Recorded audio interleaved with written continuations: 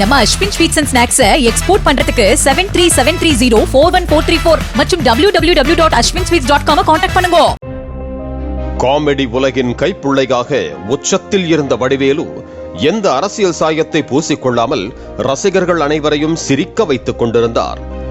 ஜெயலலிதாவையும் அவர் பகைத்துக் கொண்டதில்லை. அதேபோல கருணாநிதியுடனும் அதிகம் ஒட்டி உறவாடியது இல்லை.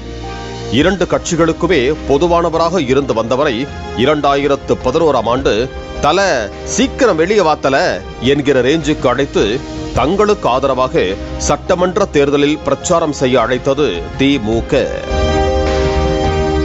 கைப்புள்ளைக்கு கட்ட சரியில்லை என்பதை உணராத வடிவேலு ஏற்கனவே தேமுதிக தலைவர் விஜயகாந்த் மீது இருந்த கோபத்தில் எட்ரா வண்டிய என்பது போல ஆக்ரோஷமாக துள்ளி குதித்து தேர்தல் பிரச்சார வண்டியில் ஏறினார். தமிழ்நாடு முழுவதும் திமுக மேடைகளில் அதிமுகவிற்கும் அதன் கூட்டணி கட்சிகளுக்கும் எதிராக வெறித்தனமான பிரச்சாரத்தை மேற்கொண்டார்.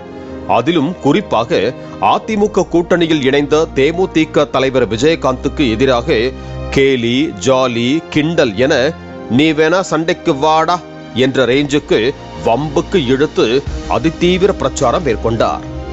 திமுக அணியில் இடைவெளியும் முடிந்து கிளைமேக்ஸ் போய் கொண்டிருக்கிறது, ஆனால் அவர்கள் அணியில் இன்னும் ஷூட்டிங்கே துவங்கவில்லை என்றெல்லாம் விமர்சித்தார்.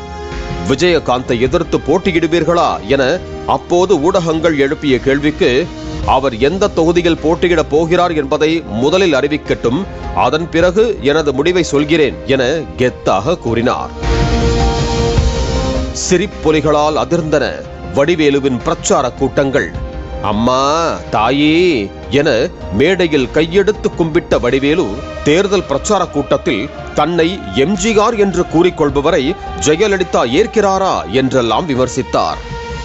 விஜயகாந்த் எங்கு நின்றாலும் அவரை எதிர்த்து போட்டியிட்டு தோற்கடிப்பேன் என்று மேடைகளில் ஸ்னேக் பாபுவாக சீறினார் வடிவேலு.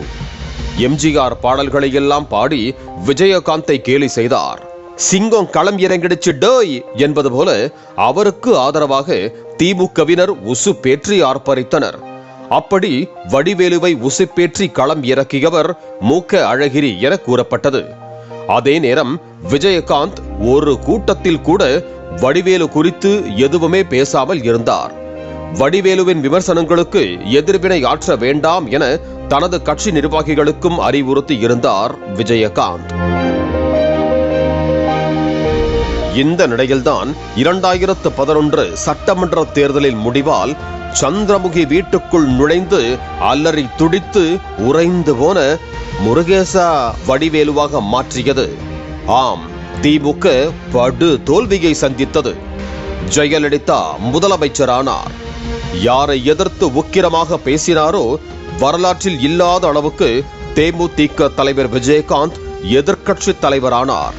ஆனால் வடிவேலுவுக்கு எதிராக தேர்தலுக்கு முன்பு எப்படி அமைதி காத்தாரோ அதே போல அமைதி காத்தார். எந்த ரிவெஞ்சும் எடுக்கவில்லை. இன்னும் சொல்ல போனால் வடிவேலுவை தொடர்ந்து நடிக்க வேண்டும் என வடிவேலுவின் நண்பர்களிடம் கூறினார் விஜயகாந்த் என கூறப்பட்டது. தேர்தல் முடிவுகளுக்கு பிறகு கட்டதுரையிடம் சிங்களாக சிக்கிய கைப்புள்ளை போல வடிவேலு திரும்பி பார்த்த போது உடன் யாரும் இல்லை. விஜயகாந்தோ ஜெயலலிதாவோ நேரடியாக பழிவாங்கவில்லை என்றாலும் ஜெயலலிதாவுக்கு பயந்து திரை உலகில் யாரும் வடிவேலுவுக்கு வாய்ப்பு கொடுக்கவில்லை என கூறப்பட்டது. கிட்டத்தட்ட 10 ஆண்டு காலமும் அவர் முன்பளவுக்கு பட வாய்ப்புகள் இல்லாமலேயே இருந்து வந்தார். ஒரு சில படங்களில் மட்டும் அவருக்கு வாய்ப்பு வழங்கப்பட்டது. ஆனால் அந்த படங்களும் எதிர்பார்த்த அளவு பெரிய வெற்றியை பெறவில்லை. வேணா, வலிக்குது, அழுதுருவேன் என்ற மனநிலைக்கு சென்ற வடிவேலு அரசியலை விட்டே ஒதுங்க ஆரம்பித்தார். இந்த நிலையில்தான் பல ஆண்டுகள் அரசியல் குறித்து வாய் திறக்காமல் இருந்த வடிவேலு தற்போது மீண்டும் திமுக ஆட்சிக்கு வந்ததும் அரசியல் குறித்தும் திமுக மற்றும் கருணாநிதி குறித்தும் அதிகம் பேச தொடங்கியுள்ளார். அதிலும் மாமன்னன் படத்தில் துணை முதலமைச்சர் உதயநிதியுடன் இணைந்து நடித்த பிறகு திமுகவுடன் அவரது நெருக்கம் மீண்டும் புதுப்பிக்கப்பட்டிருக்கிறது. கருணாநிதி சமாதிக்கு சென்று சுற்றி பார்த்த அவர், இது சமாதி இல்ல, சன்னதி என்று பெருமிதப்பட்டார்.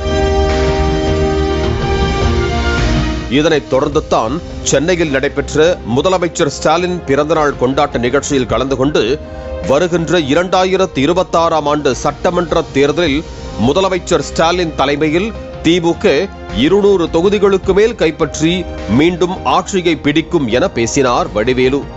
இதன் தொடர்ச்சியாக சென்னை மண்ணடியில் நடைபெற்ற துணை முதலமைச்சர் உதயநிதியின் பிறந்தநாள் கொண்டாட்ட மேடையிலும் தோன்றி திமுகவுக்கு ஆதரவாக பேசினார்.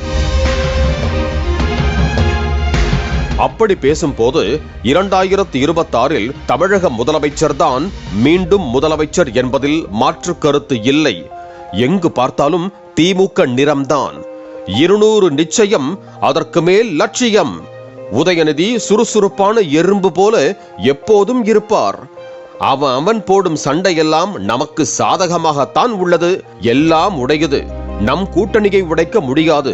இது இப்படியே தான் இருக்கும், மாறாது.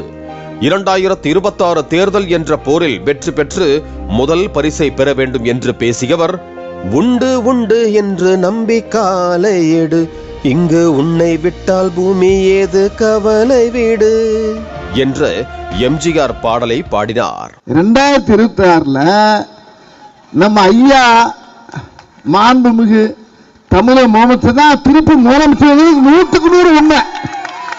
இதுக்கு மாற்ற கருத்து இல்ல. 200 நிச்சயம், 200க்கு மேல வர்றது நம்ம லட்சியம். 2026ல தமிழக முதலமைச்சர் வரப்போறது ஐயா மாண்புமிகு ஸ்டாலின் ஐயா, ஐயா துணை முதலமைச்சர் ஐயா. இதேதான் அது எதுவும் மாறாது. அவன் போடுற சண்டை பூரா நம்மளுக்கு சாதகமாக தான் இருக்கும். பூரா உடையுது, எல்லா பக்கமும் உடையுதுன்னு ஒருங்குது, எல்லாம் வைக்குது. இங்கே உடைக்க முடியாம அலையிறாங்க. அது நம்ம ஜெயிச்சுக்கிட்டா உடைக்க முடியாது. இது பெரிய கோட்டது. உண்டு உண்டு என்று நம்பிக்காலை ஏடு, இங்கு உன்னை விட்டால் பூமி ஏது கவலை வீடு. மேலும் கேட்பதற்கெல்லாம் பதில் சொல்ல மாட்டார். 10 கேள்வி கேட்டால் கடைசியாக கருணாநிதி போல் பதில் சொல்வார். மக்களோடு மக்களாக பணி செய்யத்தான் இங்கு ஆளில்லாமல் உள்ளது. பயம் என்பதே திமுகவினருக்கு கிடையாது. அதில் நானும் ஒரு ஓரத்தில் இருக்கிறேன், சேர்த்துக் கொள்ளுங்கள் என்றும் பேசினார். இதனால் 2026 சட்டமன்ற தேர்தலில் வடிவேலு திமுக சார்பாக பிரச்சாரத்தில் களம் இறங்க போகிறார் என்கிற எதிர்பார்ப்பு அதிகரித்திருக்கிறது. இந்த நிலையில் 2011 தேர்தலில் தேமுதிக தலைவர் விஜயகாந்தை எதிர்த்து பிரச்சாரம் செய்தது போல தவேக தலைவர் விஜயையும் எதிர்த்து பிரச்சாரத்தில் களம் இறக்கப்படவிருக்கிறார் எனவும் கூறப்படுகிறது. இப்போது மறுபடியும் முதல்ல இருந்தா என அவரது அதிதீவிர ரசிகர்கள் கேள்வி எழுப்ப ஆரம்பித்திருக்கிறார்கள். நம்ம அஸ்வின் ஸ்வீட்ஸ் அண்ட் ஸ்நாக்ஸை எக்ஸ்போர்ட் பண்றதுக்கு 7373041434 மற்றும் www.ashwinsweets.com கான்டாக்ட் பண்ணுங்க. பிளே ஸ்டோர் மற்றும் ஆப் ஸ்டோரில் இருந்து பாலிமர் செயலியை QR கோடு மூலம் பதிவிறக்கம் செய்யுங்கள். செய்திகளை உடனுக்குடன் பெறுங்கள்.